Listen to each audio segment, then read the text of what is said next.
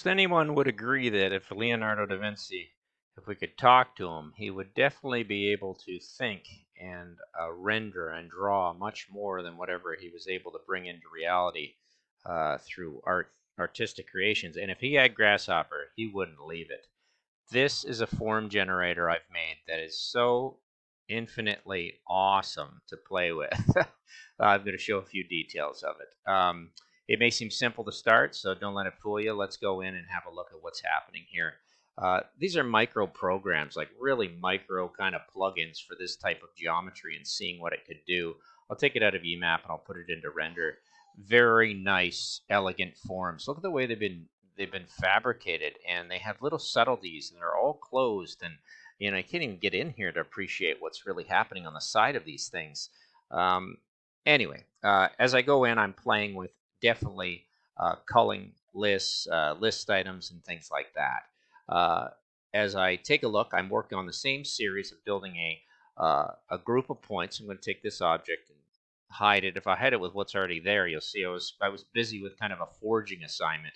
But let me take that as well and put that in hiding, and that's going to kind of come together. So I'm interested in how those two units actually become something as a substructure. Anyway, that's not what I meant to show you. It's just things I'm working on. Let's take all this and go to hidden. And why is that not going to hidden? Hide. Oh, I just have to hit enter. All right, so back into Grasshopper into all the infinite things that are happening here. Very nice, simple script. If we're looking at a point system that's being a grid that's being pointed, and you can see it's just been staggered and it's been manipulated by sign very subtly, power of E and a squaring of that, which you can change and change this pattern, this grafted point of lines, which is basically what I did. I just grafted a series of lines and then manipulated it. I found the list length, and with the list length, I started to call the pattern. And in calling the pattern, I did calling nth out of it, and I ended up with another series. Well, start with that, end up with a curve. Very subtle, simple curve. Like you'd think, well, why didn't you just make a catenary arc between 2 points? Because I want to have all that control. I don't want to make 2 points and a curve and then start my script with a revolve. That's basically what this is doing currently. But if I take that surface and I take that and just hit disable for a minute, and we look at what's been revolved, look at the control I have over exploding this into different patterns. And some work and some don't because of undercuts. Some are very plain and boring, but just the ability to transfer this and blow open larger holes and smaller holes. That one fails, obviously, because that's what it did. And a lot are failing right now because I've got a random on there. Something else happened here. Where's my object? I have to go back to my object to see it. Oh, I must have clicked out of it. That's all it did. So just keep randomizing that till you have some shapes. There's another shape that's been made. Now what I'm going to do is take that surface and I'm going to apply it and see what happens by enabling this script. And I bring that in and basically find center, which I didn't actually need to do. Divided the surface, found a Brep face, did a surface closest point from the area center of what that surface is. So I got my centroid. And then I was able to evaluate a whole the vectors at any point I want to go off of from closest point. And then I was able to take dividing the surface by a series of points, and then I was able to move them in the vector I discover in all those directions to this series of points. And then, of course, make a surface from points that was affected by this, the original surface from points. So in having two surfaces, this one and this one, I want to join those. So I want to join this to that, and I want to join this to that. And that's basically what I do. I find edge items by flattening, and I think I did it once, and then I had to bring it in and do it again to the Brep tool here. I had to find the surface edges here, and if I follow those over, you'll see I have a list item of that item and this item, which I will loft together, and I have this item, which I will loft together.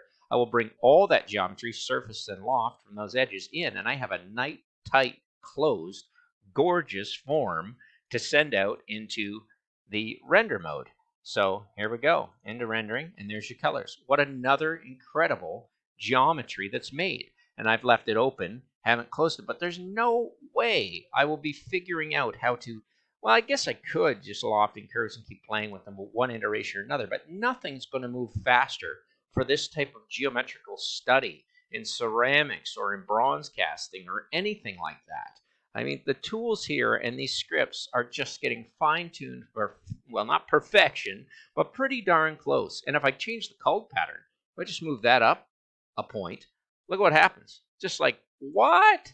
And then if I change it again to 4, what? All gorgeous forms. I mean, somebody's got to reach out to me and say, Michael, we need you. They're blown away by what you're constructing as a form and objects. And I know these are just algorithms, but they're mine, and they're being generated by another method of creativity. Like, what happens if I take that and just bypass that? Okay, like, I'm getting to the point that there's no point in physically making anything, which is sad to say as a visual artist after 30 years. There really isn't. If I took that pattern and fed that one into there, okay, that's what I had initially. But if I bypass the sign and go right into the e-power, I'm not sure. Well, it's just a subtle change. This will be the square makes that shape. Like, what control? I don't even know how to, take this list and let's pop it up into there, let alone the parametric control of jittering, like just going through here and finding different patterns. You control the points. You control the attributes to the points. You have control over everything.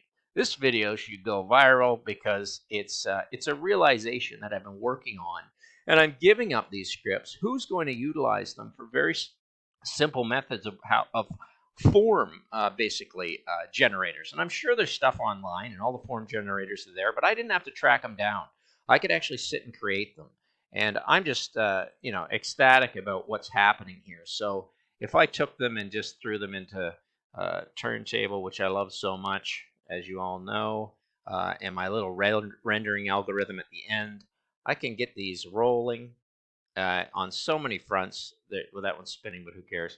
But once they're spinning in these windows, you can really start to play with the effects of what's being spun, and I think that's kind of fun. Like this one spinning, you gain perspective control over. Once I get that going, yeah, I have to scrape the exit. Anyway, really excited about this. These algorithms, once again, keep an eye out for this one. It's really been fine-tuned, number 63. I'm just going to keep going, and I haven't even gotten into, I called 9th in here, I think, or nth, sorry, and I haven't even done a random reduce to affect it. For people throwing things, like for the ceramicist or the sculptor, for the glass worker, it just seems that this is a place worth going, and I'm going to bring out all my other stuff that was there, get rid of this one, take a look at that other strange geometry I put on top. I mean, I've got so many baked in here from experiments, and this one's actually sections because I was doing something totally different. But I've got this weird forged little exercise on top that you'd have to flatten the steel and then perforate it and weld it in. And there is a faulty, something goes wrong here, so I'd have to thicken that and find out. And so in discovering the remedies for this, I discovered this completely other form. And that's where I'm going. I mean, that's where I'm definitely taking these things. These are my designs. And even though I didn't render everything out of there, yeah, I didn't bake everything. They're all basically left as an object here. So I'm going to delete everything else that isn't there in my algorithm.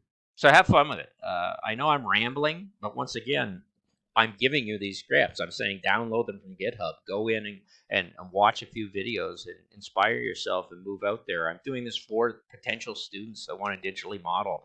For the groups we're starting up, I think we're starting a group called Thinkering on Grasshopper for Rhino, and that's I'm being called into other universities and other schools to collaborate with people that all basically have a Rhino license and are interested, after a lot of CAD study, to do some parametric or generative or computational work. And they're all a bit really good at scripts, but let's share those scripts and let's see what type of things are made.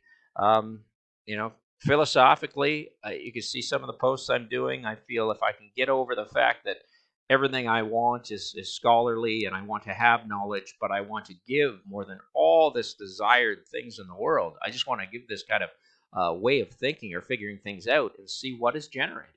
Not for the sense of appropriating or buying or purchasing or products, just for the sheer sense that we can think it, we can gain control of it. and the artist, the designer, the engineer, the architect all start to come together on all fronts and pool their best skills. Let the marketers and the promotional people figure all that other stuff out, the publishers. But right now, let's go far and see what we can do.